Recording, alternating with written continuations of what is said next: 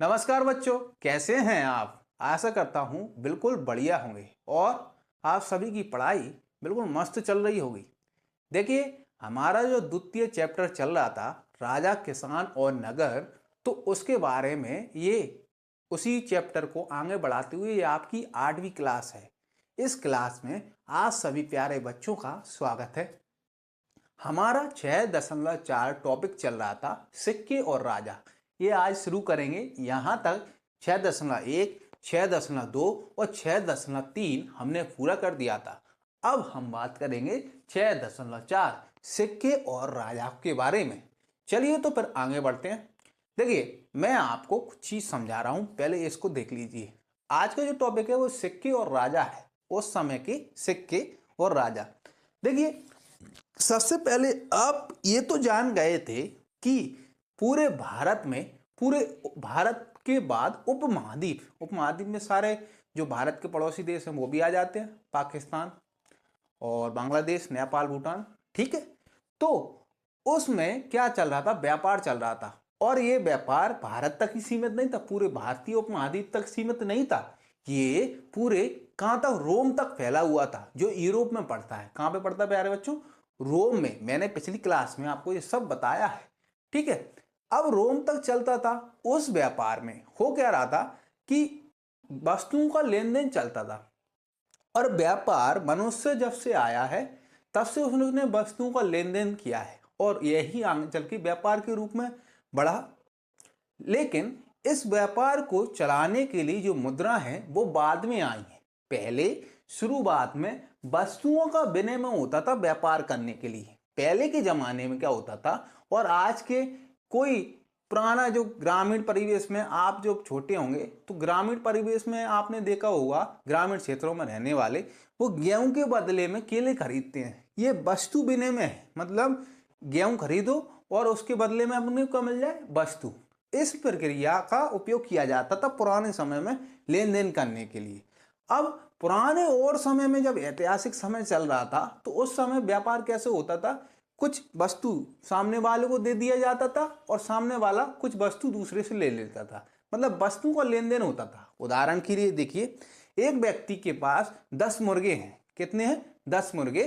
हाँ, और वह किसी दूसरे व्यक्ति से बकरी खरीदना चाहता है तो वो 10 मुर्गे उसके पास लेके जाएगा और बकरी खरीदेगा। अगर सामने वाला जो बकरी का मालिक है वो अगर चाहता है कि उसको मुर्गे चाहिए, अगर वो संतुष्ट है बकरी से, हाँ, मतलब मुर्गों से संतुष्ट है, तो वो मुर्गे ले लेगा और बकरी उसको दे देगा। इस प्रकार का आदान प्रदान होता था। अब इसमें समस्या ये आती थी कि सामने वाले को राजी करना पड़ता था कि वो क्या खरीदेगा, मतलब क्या किसके बदले में सामान देगा। तो इसमें बड़ी दिक्कत आती थी। तो इस आवश्यकता को दूर करने के लिए क्या आई? मुद्राएं आई। मुद्राएं कैसी? क्या? मुद्राएं, जो इसके बदले में आप वस्तु खरीद सकते हैं। ठीक है, अब मुद्राओं को चलन होना शुरू हुआ। फिर कैसे व्यापार हुआ? मुद्राओं के द्वारा विनिमय होने लगा। अब सामने वाला व्यक्ति, जब मुद्रा का आविष्कार हो गया तो व्यक्ति मुद्रा लेके जाता था। अब उसको बकरी खरीदनी हो या बैल खरीदना हो, जो कुछ भी खरीदना हो, उसके बदले में वो क्या दे देता प्यारे बच्चों? मुद्राएं दे देता था, और जो सामान खरीदना वो खरीदता। और वही कॉन्सेप्ट अभी तक चलता आ रहा है। आज अपन डिजिटल युग में है और इसमें डिजिटल करेंसी भी आपने नाम सुना होगा, है ना? अपन ऑनलाइन पेमेंट करते हैं। लेकिन उस जमाने से इस जमाने में आते वक्त हमने बहुत सारा परिवर्तन देखा, और ये परिवर्तित रूप आज की टेक्नोलॉजी के कारण संभव हो पाया है। ठीक है, अब देखिए, यहाँ पे अपन ने समझा जो व्यापार हो रहा था वो वस्तु विनिमय से हो रहा था प्यारे बच्चों। ठीक है, फिर देखो आगे चल के मुद्राओं का उपयोग हुआ, तो मुद्राओं का खोज हो गई और अलग अलग शासक क्या चलाने लगे? मुद्राएं चलाने लगे। ठीक है, जिससे कि व्यापार हो सके। अब कुछ ऐतिहासिक जानकारी मिली है पूरे उपमहाद्वीप से कि जो अकेले जो सिक्के चलाए थे वो केवल शासकों ने नहीं चलाए थे, व्यापारियों ने भी चलाए थे और कुछ धनिक वर्गों ने भी चलाए थे। इस प्रकार से सिक्के राजा ने भी चलाए थे और धनिक वर्गों ने भी चलाए थे, तो सिक्के चले। हाँ, तो इस प्रकार सिक्कों के माध्यम से किसी किसी क्षेत्र में क्या हो रहा है, होने लगा, विनिमय होने लगा। शुरुआती जो सिक्के थे वो कब के थे, 600 ईसा पूर्व के समय के। उस समय आहत सिक्कों का उपयोग किया जाता था बच्चों। किसका, आहत सिक्कों का। आहत सिक्के मैंने बताया ही है, एक अनगढ़त आकार में लोहे की प्लेट को काट लेना छोटे छोटे आकार में, है ना, और उसके बाद उस पे पंच कार्ड द्वारा, मतलब एक प्रकार की मोहर द्वारा उस पे गरम, उसमें गरम मोहर लेके या इसको गरम करके थोड़ा सा इसमें ठोक देते थे। ठोकने से क्या होती थी, इसकी छाप इस पे आ जाती थी। तो जो सी छाप इसको बनाना था उस प्रकार के उपयोग करे जाते थे। जैसे नहीं आया समझ में तो एक बार और देख लो कि यहाँ पर देखो, ये आपका, आपने एक सिक्के की धातु, मतलब धातु काट ली, हाँ, इस आकार में, प्लेट आकार में, जिसकी मोटाई थोड़ी इतनी सी होगी, ठीक है, इतने एरिए में, ठीक। अब इस पे क्या है, एक आपने मोहर ली, है ना, जिस पे क्या है, कोई चिन्ह अंकित है राज्य का या किसी व्यापारी का, है ना। तो इसके हथौड़े को इस पे पिंच कर देंगे और पिंच करने के बाद ये मोहर इस पे उचर आएगी, ठीक है, और इस प्रकार ये एक सिक्का तैयार हो जाता था। शुरुआती समय में जो सिक्के चले थे वो थे तांबे और चांदी के। किसके थे प्यारे बच्चों, तांबे और चांदी के, जो कब चले, 600 ईसा पूर्व के समय चले। कब से चले बच्चे, 600 ईसा पूर्व से।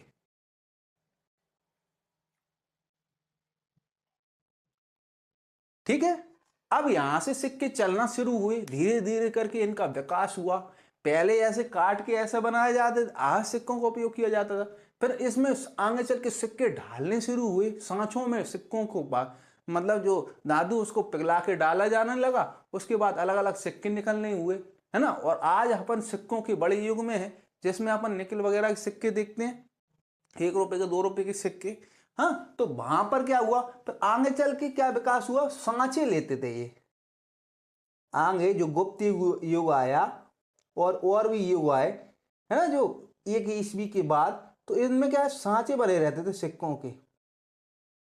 उसमें क्या है, जिस धातु के सिक्के बनाने हैं वो सांचों में डाल देते थे पिघलाकर, और जब सूख के उन सिक्कों को निकाल लिया जाता था। हाँ, इन सांचों को ऐसे बनाया जाता था कि इसमें राजा की प्रतिमा भी हो और राजा का शासन का चिन्ह भी हो। तो इस प्रकार के सिक्के इन पर छाप लगा देते थे। एक ढक्कन रहता था जो दोनों तरफ से इसको जोड़ देते थे। इस प्रकार सांचों में डालना शुरू कर दिया था सिक्कों को। बात समझ में आई, आ गई होगी, आपके पास भी विवेक है। चलो ठीक है, अब देखो यहां तक आपको बात समझ में आई। आपने देखा कि 600 ईसा पूर्व के समय से सिक्कों का उपयोग किया जाने लगा और आहत सिक्के सबसे पहले चलाए। फिर ऐतिहासिक राजाओं के सिक्के सांचों में ढाले गए, ढालकर बनाए गए, ये लिखा है।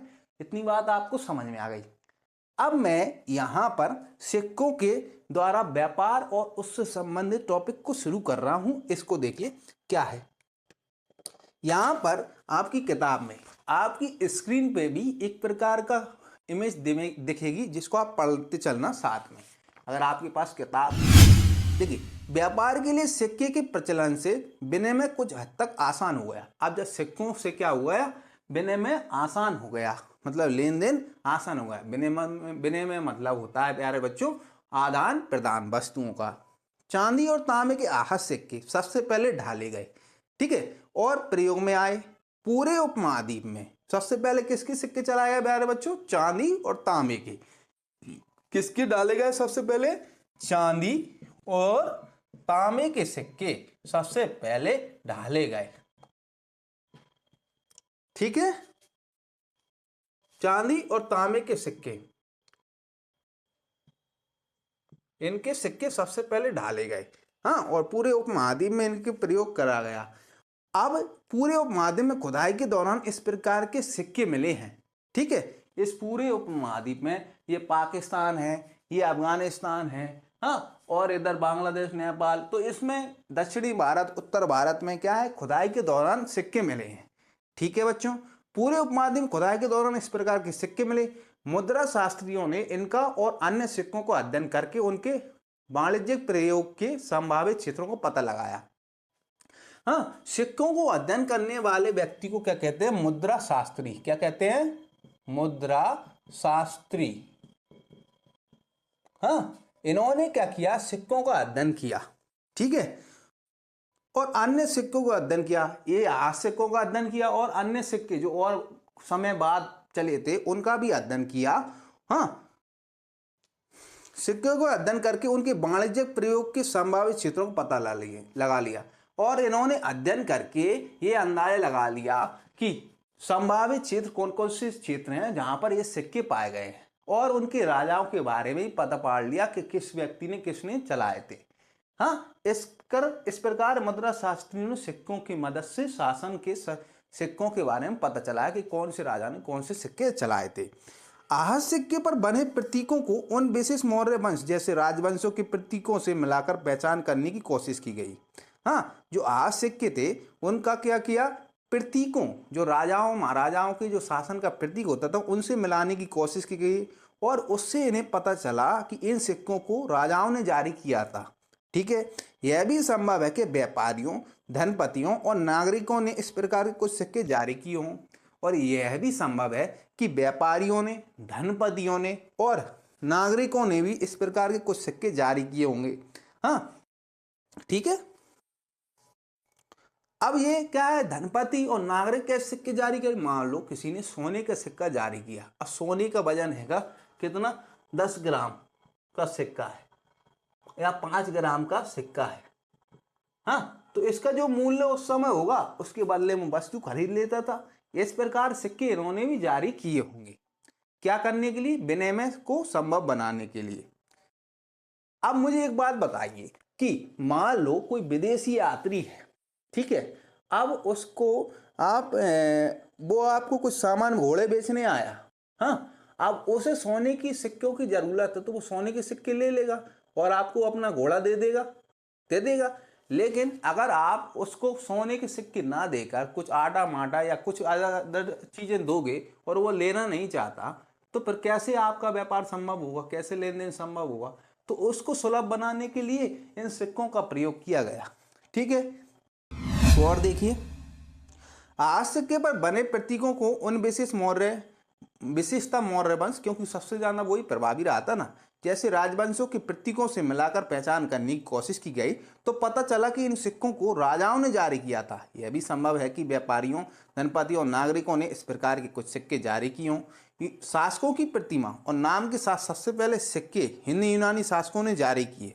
हाँ, सबसे पहले हिंदी यूनानी शासकों ने क्या किए, शासकों के नाम और उनकी प्रतिमा का प्रयोग करते हुए हिंदी यूनानियों ने सिक्के जारी किए। हिंदी यूनानियों के बारे में मैंने आपको बताया था और ये दिया है। हिंदी यूनानी शासकों ने शासकों की प्रतिमा और नाम के साथ द्वितीय शताब्दी ईसा पूर्व के समय इस वाले क्षेत्र में वो रहते थे, यहाँ पे शासन किया तो उत्तर पश्चिम में। तो उत्तर पश्चिम क्षेत्र में इन्होंने क्या चलाए थे, प्रतिमा और नाम के साथ सिक्के चलाए। ठीक है,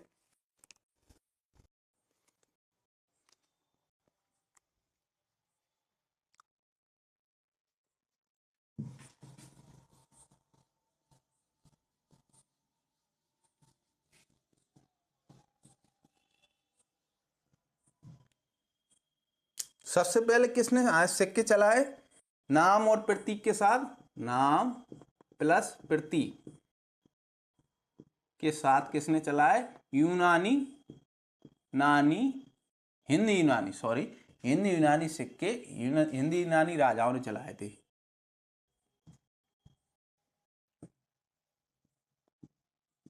हिंद यूनानी शासकों ने चलाए थे।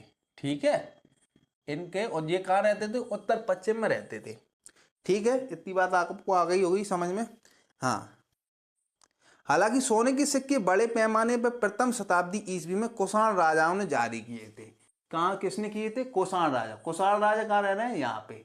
हाँ, इस वाले क्षेत्र में उन्होंने, इनके सिक्के यहाँ पे मिले हैं, उत्तर इधर इधर इधर इधर, उत्तर भारत, मध्य भारत और इस साइड में। तो उत्तर भारत और मध्य भारत में कुषाणों के सिक्के मिले हैं। ठीक है, हालांकि सोने के सिक्के बड़े पैमाने पर प्रथम शताब्दी ईस्वी में कुषाण राजाओं ने जारी किए थे। ठीक है, सोने के सिक्के सबसे पहले किसने जारी किए, कुषाण राजाओं ने। इनके आकार और वजन तात्कालीन रोमन सम्राट तथा ईरान के पार्थियन शासकों द्वारा जारी सिक्कों के बिल्कुल समान थे। इतनी बात आपको समझ में आई। ईरान में पार्थियन शासन चलता था, तो उनके सिक्के, हाँ, और रोम के जो राजा थे उनके सिक्के के बराबर इनका क्या था, आकार था। और वजन बराबर था। किसके, आकार और वजन किसके साथ बराबर था, ईरान के पार्थियन शासक और रोम के शासकों के बीच में, है ना, बीच में बोला हूं, उनके बराबर थे। ठीक है, समान थे। उत्तर और मध्य भारत के कई पुरस्थलों पर ऐसे सिक्के मिले हैं। कहां पर, उत्तर भारत और मध्य भारत में। ये मध्य भारत है, ये उत्तर और उत्तर पश्चिम है, ये उत्तर भारत है। ठीक है, इस वाले क्षेत्र में इनके कई सिक्के मिले हैं। किनके मिले हैं, कुषाणों के। सोने के सिक्कों के व्यापक प्रयोग से संकेत मिलता है कि बहुमूल्य वस्तु और भारी मात्रा में वस्तु का विनिमय किया जाता था। हाँ, इससे ये पता चलता है। इसके अलावा दक्षिण भारत के अनेक पुरस्थलों से भारी संख्या में रोमन सिक्के मिले। इन वाले क्षेत्रों से क्या मिले, दक्षिण भारत के कई क्षेत्रों से रोमन सिक्के प्राप्त हुए, क्योंकि जो जहाज वगैरह आते थे, है ना, तो वो सिक्के वगैरह लेके आते होंगे। कहाँ से, है ना, जो पूर्वी अफ्रीका है वहां से, और जो लाल सागर से होते हुए जो व्यापारी आते थे, यहाँ पे सिक्के दे जाते थे। कौन से, रोमन सिक्के। और यहाँ के लोग इनको क्या देते थे, मसाले वगैरह देते थे। इसलिए ये सिक्के इस वाले क्षेत्र में, दक्षिण भारत में समुद्र की जो घाट है उनके किनारे वाले राज्यों में ये मिले। कौन से मिले, दक्षिण भारत कई क्षेत्रों में रोमन सिक्के प्राप्त हुए हैं, जिनसे स्पष्ट है कि व्यापारिक तंत्र राजनीतिक सीमाओं से बंधा नहीं था। इससे स्पष्ट हो जाता है कि जो व्यापारिक तंत्र है वो राजनीतिक सीमाओं से बंधा नहीं था। हाँ, क्योंकि दक्षिण भारत रोमन साम्राज्य के अंतर्गत ना होते हुए भी व्यापारिक दृष्टि से रोमन साम्राज्य से संबंधित था। इतनी बात आपको समझ में आई। पंजाब और हरियाणा जैसे क्षेत्रों के योधे मतलब प्रथम शताब्दी ईस्वी कबायली गणराज्यों ने भी सिक्के जारी किए थे। कब, पंजाब और हरियाणा वाला जो क्षेत्र है, ये वाला क्षेत्र, यहाँ पर योधे कबायली गणराज्य थे। कौन थे, योधे कबायली गणराज्य। ये क्या थे, लड़ाकू लोग रहते थे जो राजा महाराजाओं की सेना में शामिल थे। बाद में इन्होंने क्या कर लिया, अपना राज्य बना लिया इस वाले क्षेत्र में, और फिर इन्होंने सिक्के जारी किए। किसकी जारी किए, तांबे के सिक्के हजारों संख्या में मिले हैं इनके। ठीक है, जिनसे योधे की व्यापार में रुचि और सहभागिता परिलक्षित होती है। इससे ये पता चलता कि ये व्यापार में रुचि लेते थे। ठीक, सोने की सबसे भव्य सिक्कों में एक से कुछ गुप्त शासकों ने जारी किए, और जो गुप्त काल आया तो उनके भव्य सिक्के सबसे पहले गुप्तों ने भी जारी किए थे। ठीक है, इनके आरंभिक सिक्कों में प्रयुक्त सोना अति उत्तम था। जिनके जो आरंभिक काल के शासक थे वो क्या थे, धनी थे, मतलब इनका व्यापार वगैरह राज्य अच्छा चलता था, इसलिए इन्होंने क्या किए, सोने के सिक्के जारी किए। बाद में इनकी जो क्वालिटी थी वो कमजोर होती चली गई जैसे जैसे इनका शासन बढ़ा।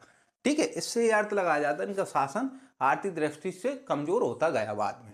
ठीक है, शुरुआती सिक्के मजबूत पाए गए, सोने के सिक्के, है ना, उनका अच्छा मूल्य था, अच्छी कैरेट थी उनमें सोने की।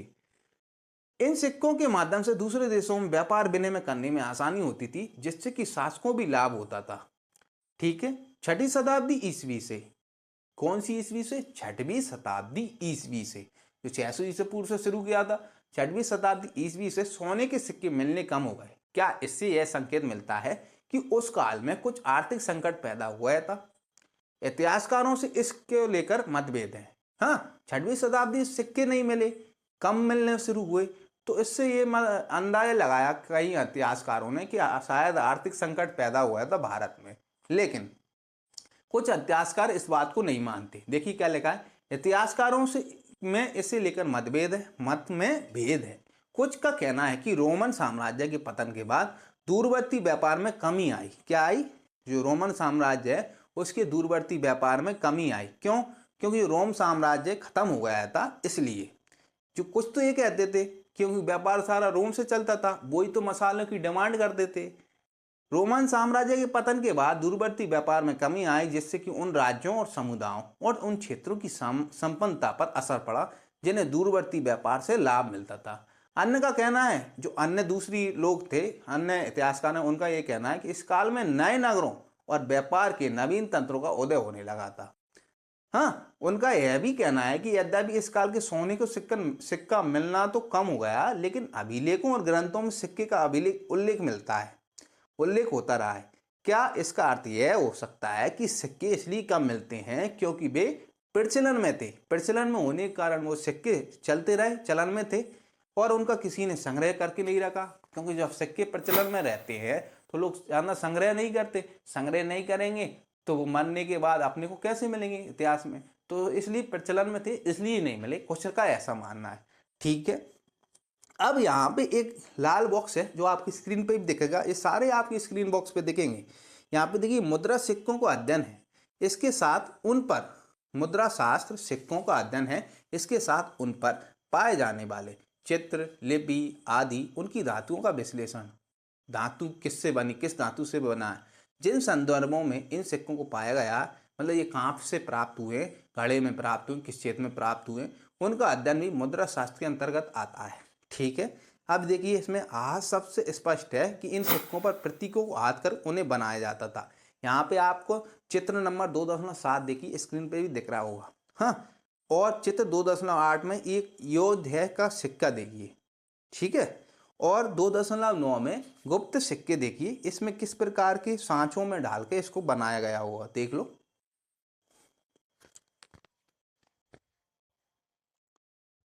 ये सब आपको स्क्रीन पे मिल जाएंगे। चलिए तो फिर अब आपका टॉपिक शुरू होगा 7 मूल बातें। तो मूल प्यारे बच्चों, अब हम यहाँ पे 7वां टॉपिक शुरू करने जा रहे हैं, जिसके 3 सब टॉपिक हैं, 7.1, 7.2 और 7.3। यहाँ पे देखिए मूल बातें। 7.1 में ब्राह्मी लिपि का अध्ययन बताया गया है, 7.2 में खरोष्ठी लिपि का अध्ययन बताया है और 7.3 में अभिलेखों से प्राप्त ऐतिहासिक साक्ष्यों के बारे में बताया है। इनकी एक एक करके हम उठाएंगे और आपको समझाते जाएंगे। यहाँ पर देखिए कि सबसे पहले ब्राह्मी लिपि का अध्ययन बताया है कि इतिहासकारों ने ब्राह्मी लिपि का अध्ययन कैसे किया। मैंने आपको पहले बता दिया है कि ब्राह्मी लिपि क्या थी, है ना, यूनानी और खरोष्ठी लिपि क्या थी, इसके बारे में पहले जानकारी मैंने दे दी। आपने नहीं देखा तो पहले के जो पार्ट्स हैं उनको देख सकते हैं वीडियो के। ठीक, अब यहाँ पे देखिए इतिहासकारों को कैसे ज्ञात होता है, ये प्रश्न आपके दिमाग में भी जगना चाहिए और जो देख रहे हैं सभी लोगों के मन में ये जागना चाहिए कि इतिहासकारों को कैसे ज्ञात होता है कि अभिलेखों में क्या लिखा है। जो अभिलेख प्राप्त हुए हैं वो दूसरी लिपि में लिखे गए थे, अक्सर वो ज्यादातर ब्राह्मी लिपि में लिखे गए हैं और उसके बाद कहीं और दूसरी लिपि आई हैं, तो मैंने सारी बताई थी, उन लिपियों में लिखी गई हैं, है ना। तो उनका अर्थ इन्होंने कैसे निकाला तो उसको देखिए। सबसे पहले हम देखते हैं कि जितने भी भारत में अभिलेख मिले हैं ये भारतीय क्षेत्र में, इस वाले क्षेत्र में, तो वो ब्राह्मी लिपि के अभिलेख मिले हैं और जो भी अभी वर्तमान में भाषाएं हैं उनकी जो लिपियां हैं वो ब्राह्मी लिपि की संतान कही है, उसी से बनी है। ठीक है, इन सभी लिपियों का जो अभी वर्तमान में चल रही है, जैसे देवनागरी है ना, गुरुमुखी, इनके सारों का मूल कहाँ है, ब्राह्मी लिपि में है। ठीक है, अब देखिए आप इन्होंने अध्ययन कैसे किया। इन्होंने क्या किया, इतिहासकारों ने, जो यूनानी इतिहासकार थे, यूनानी विद्वान थे, इन्होंने क्या है उस समय की कुछ पांडुलिपियां मिली थी, है ना, कुछ अभिलेख मिले थे, तो उन पर जो लिखा था उन अक्षरों की तुलना कहाँ से करी, आज की देवनागरी लिपि से करी। ठीक है, अब देखो किस प्रकार से करी। देखिए उस समय जो ब्राह्मी लिपि थी उसके अक्षर जैसे ये बना है, ये उस समय का का था, ब्राह्मी लिपि में इसको का कहा जाता था और देवनागरी लिपि में इसका रूप ऐसा है। ऐसे ही देखो चा का क्या रूप है, डी टाइप का, हाँ, ढा का क्या है, इस टाइप से, और दा का ये थोड़ा मिलता जुलता है, माँ का देखो किस टाइप से है, उल्टा, और इधर रा का देखिए। तो इस प्रकार के जो चिन्ह थे वो अब परिवर्तित हो गए, ब्राह्मी लिपि में कुछ और थे और देवनागरी लिपि में कुछ और। तो इन्होंने जो पांडुलिपि जो अभिलेख मिले हैं उनके अक्षरों की तुलना कौन सी करी, आज की जो देवनागरी लिपि है उनसे करी, है ना। और अशोक के जो अभिलेख थे वो ज्यादातर किस में मिले थे, पूरे भारत में ब्राह्मी, खरोष्ठी और यूरोपियन में मिले थे। हाँ, ये अरमाइक लिपि में और खरोष्ठी लिपि में मिले थे, किसके, अशोक के अभिलेख, और ब्राह्मी लिपि में मिले थे। हाँ, अब यहाँ पर देखिए अशोक के अभिलेख ब्राह्मी लिपि में मिले थे और भारतीय भाषा में प्रयुक्त लगभग सभी लिपियों का मूल क्या है, ब्राह्मी लिपि है। दोनों का मीनिंग समझ में आया। अब देखिए 18वीं शताब्दी में क्या हुआ कि जो यूरोपियन विद्वान थे, है ना, उन्होंने भारतीय जो पंडित थे उनका सहारा लिया इन लिपियों को पढ़ने के लिए। ठीक है, 18वीं सदी में 1700 से लेकर 1800 ई के समय यूरोपियन विद्वान भारतीय पंडितों के साथ इन्होंने क्या किया, बांग्ली और देवनागरी लिपि की पांडुलिपियों को अध्ययन किया और तुलना करी। ठीक है, अब इसमें और आगे क्या लिखा है उसको हम टॉपिक से क्लियर करते हैं। स्क्रीन शॉट आपके उसमें भी दिख जाएगा स्क्रीन पर। अब देखिए क्या है, एक सबसे पहले एक इमेज को देखिए, ये है अशोक का एक अभिलेख। इसमें लिपियों को देखो, सबसे पहले स्क्रीन पर दिख रहा होगा, इस अभिलेख को देखिए, ये अशोक का किस प्रकार के अक्षरों का इसमें प्रयोग किया गया है। फिर देखिए, अब अपन 7.1 टॉपिक को शुरू करने जा रहे हैं। उससे पहले सात टॉपिक को देखें। मूल बातें की मूल बातें क्या थी, अभिलेखों को अर्थ कैसे निकाला जाता है। देखिए, अभी तक हम अन्य बातों के अलावा अभिलेखों के अंशों के बारे में अध्ययन कर रहे थे, लेकिन इतिहासकारों को कैसे ज्ञात होता है कि अभिलेखों पर क्या लिखा है, वो कैसे प्राप्त होगा। अब इधर देखिए, सबसे पहले इन्होंने 7.1 ब्राह्मी लिपि के बारे में बताया कि ब्राह्मी लिपि का अध्ययन कैसे किया, क्योंकि पूरे इस भारत में सबसे ज्यादा ब्राह्मी लिपि के क्या मिले हैं, अभिलेख मिले हैं, पांडुलिपियां मिली हैं। आधुनिक भारतीय भाषा में प्रयुक्त लगभग सभी लिपियों का मूल ब्राह्मी लिपि है। ब्राह्मी लिपि मतलब उनका आधार। ब्राह्मी लिपि का प्रयोग अशोक के अभिलेखों में किया गया है। 18वीं सदी से यूरोपीय विद्वानों ने भारतीय पंडितों की सहायता से आधुनिक बंगाली और देवनागरी लिपि में कई पांडुलिपियों का अध्ययन शुरू किया और उनके अक्षरों की प्राचीन अक्षरों के नमूनों से तुलना शुरू की। ये प्राचीन अक्षर ही थे, उनसे तुलना करी। आरंभिक अभिलेखों का अध्ययन करने वाले विद्वानों ने कई बार यह अनुमान लगाया कि ये संस्कृत में लिखे हैं, जबकि प्राचीनतम अभिलेख वस्तुतः प्राकृत में थे। किस लिपि में थे, किस भाषा के थे, प्राकृत में। ठीक है, फिर कई दशकों बाद अभिलेख वैज्ञानिकों के अथक परिश्रम के बाद जेम्स प्रिंसेप ने अशोककालीन ब्राह्मी लिपि का 1838 में अर्थ निकाला।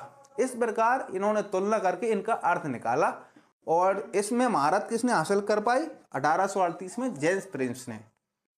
ठीक है, ये टॉपिक आपको क्लियर। प्यारे बच्चों, अब हम बात करेंगे 7.2 टॉपिक की। इसमें हम खरोष्ठी लिपि का अध्ययन पढ़ेंगे। क्या पढ़ेंगे बच्चों, खरोष्ठी लिपि का अध्ययन कैसे किया गया इसके बारे में पढ़ेंगे। देखिए, यहाँ पे दिया है 7.2 खरोष्ठी लिपि को कैसे पढ़ा गया। हाँ, कैसे उन्होंने जाना कि खरोष्ठी लिपि में क्या लिखा है, उसके बारे में हम बात कर रहे हैं। देखिए, इस क्षेत्र में कौन थे, हिंद यूनानी शासन कर रहे थे। कब, सिकंदर के जाने के बाद। सिकंदर 327 से 325 ईसा पूर्व का समय था सिकंदर का। उसके बाद के कालों में जब तक मौर्य काल चला 1 ईस्वी तक, तो यहाँ पे कौन थे, यूनानी शासन कर रहे थे, हिंद यूनानी। उन्होंने सिक्के चलाए थे और शासन किया था। तो उन्होंने सिक्के चलाए थे और सिक्कों पे क्या लिखा था, नाम लिखा था। यूनानी विद्वानों ने अक्षरों का मिल गया। इधर देखो, इन सिक्कों पर राजाओं के नाम और यूनानी खरोष्ठी में लिखे गए थे। इनमें क्या लिखा गया था, जो राजाओं के नाम थे वो किस में लिखे गए थे, यूनानी और खरोष्ठी लिपि में लिखे गए थे। ठीक है, अब यूनानी विद्वानों ने अक्षरों का मेल किया और उनको पढ़ा। जो यूनानी भाषा जानते थे उन्होंने उन लिपियों को पढ़ा, यूनानी लिपियों को, और उन्होंने समझा कि लिखा क्या है। स्क्रीन पे आप सिक्का भी देख सकते हैं, मैं आपको सिक्का बताऊंगा, देख सकते हैं उस पर। ठीक है, और अब चलिए इसको पढ़ लेते हैं कि कैसे इसको पढ़ा। समझ में आ गया होगा, आप स्क्रीनशॉट भी देख लीजिए उस पर।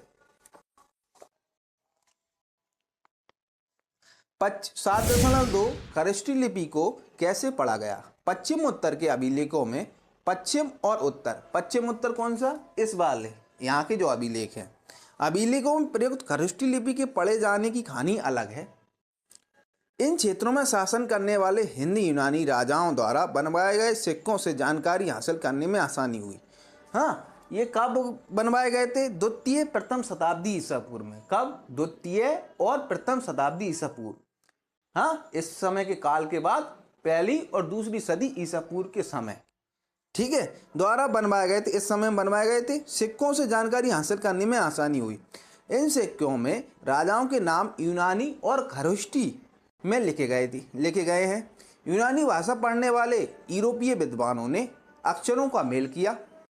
उदाहरण के तौर पर दोनों लिपियों में अपोलोडोटस का नाम लिखने में एक ही प्रतीक, मान लीजिए आ, प्रयुक्त किया गया है, क्योंकि प्रिंसिप ने ऐसे अपोलोडोटस लिखा है इन्होंने आ, तो यूनानी में भी लिखा होगा और खरोष्टी में भी लिखा होगा। यूनानी विद्वानों ने उसका पढ़ लिया आ है ना, तो उसका मतलब खरोष्टी में वो, ये तो खरोष्टी का अक्षर निकाल लिया उन्होंने कि इसको आ बोलेंगे, जैसा खरोष्टी में लिखा है।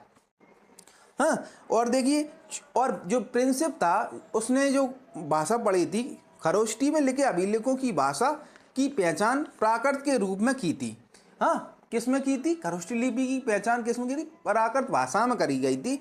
और इससे उसने क्या किया, अभिलेखों को पढ़ा और पढ़ने में सरलता महसूस करी। इसमें है कि पहचान प्राकृत के रूप में की थी, इसलिए लंबे अभिलेखों को पढ़ना सरल हो गया। इतना सा टॉपिक है। खरोष्टी लिपि को पढ़ा कैसे? चित्र आप देख सकते हैं, उसमें चित्र मैंने बता ही दिया आपको। और उसमें नाम लिखा है। यहाँ पे 2 चित्र आपको दिए हैं, किस टाइप के देखो, ठीक है। अब हम बात करेंगे 7.3 टॉपिक की। इसमें हम बात करेंगे अभिलेखों से प्राप्त ऐतिहासिक साक्ष्य। किसकी बात करेंगे बच्चों? अभिलेखों से प्राप्त ऐतिहासिक साक्ष्यों के बारे में बात करेंगे।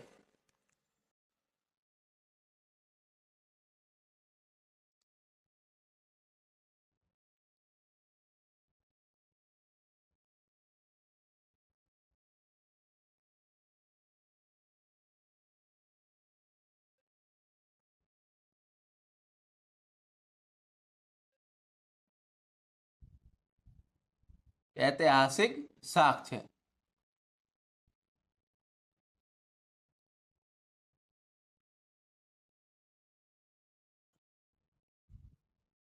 अब इसको देखते हैं क्या है। आपके सामने 2 अभिलेख हैं, इनको पढ़ लो पहले। अभिलेख कौन से? स्रोत नंबर 10 और स्रोत नंबर 11। इनको पहले पढ़ लो। चलो पहले इनको ही पढ़ते हैं। एक में राजा का आदेश दिया है स्रोत नंबर 10 में, और दूसरे में दिया राजा की वेदना। तो पहला आपकी स्क्रीन पे भी आ गया होगा, राजा के आदेश। देखिए, राजन देवनाम प्रियदर्शी है, कहते हैं कि अतीत में मसलों को निपटाने और नियमित रूप से सूचना एकत्र करने की व्यवस्था नहीं थी, लेकिन मैंने निम्नलिखित व्यवस्था की है। यहाँ पे ब्रैकेट में लिखा है, उस पर भी गौर करना। लोगों के समाचार हम तक प्रतिवेदक सदैव पहुँचाएं, चाहे मैं कहीं भी हूँ, खाना खा रहा हूँ, अंतपुर में हूँ। अंतपुर मतलब जहाँ पे वो होता है, मतलब रहना खाना करता है।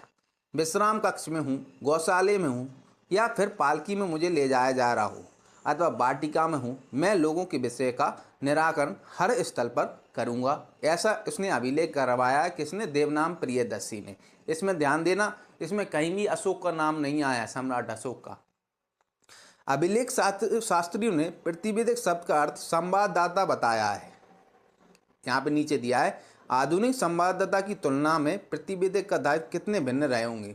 उस समय ये प्रतिवेदक सूचना लेके भी जाते होंगे राजा के पास।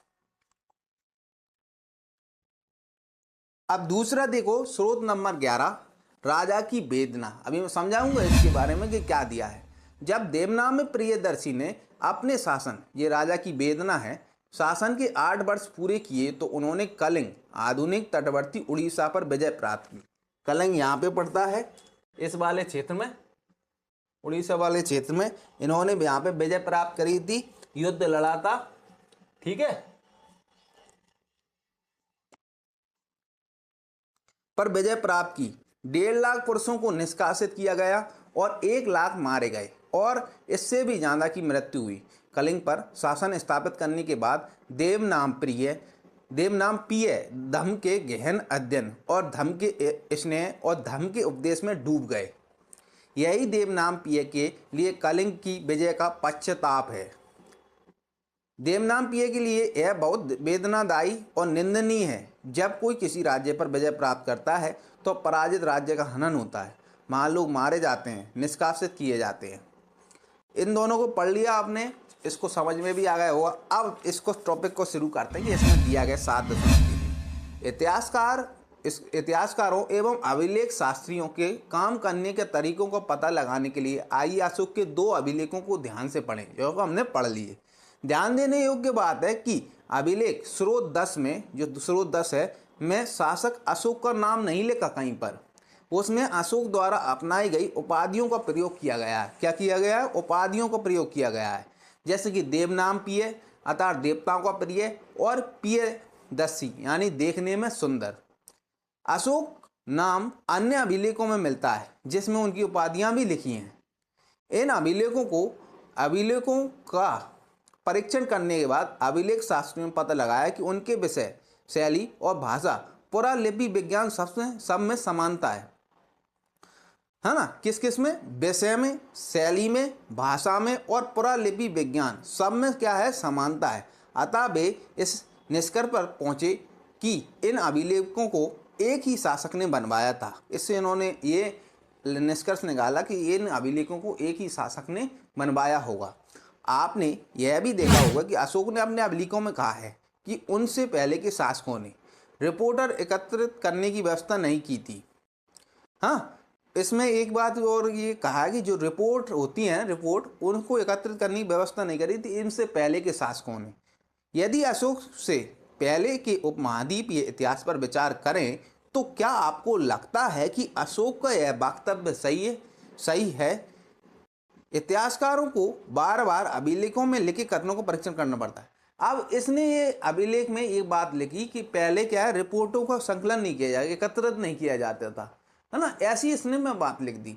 तो ये पूर्णतः सही है कि नहीं, तो इस पर विचार विमर्श करना पड़ता था इतिहासकारों को कि इसमें बात सही लिखी है कि कुछ गलत लिखी, कुछ ज़्यादा बड़ा चढ़ा के तो नहीं लिख दी। इतिहासकारों को बार बार अभिलेखों में लिखे कथनों का परीक्षण करना पड़ता है ताकि यह पता चल सके जो उनमें लिखा है वो सत्य है, संभव है या फिर अतिशयोक्तिपूर्ण है।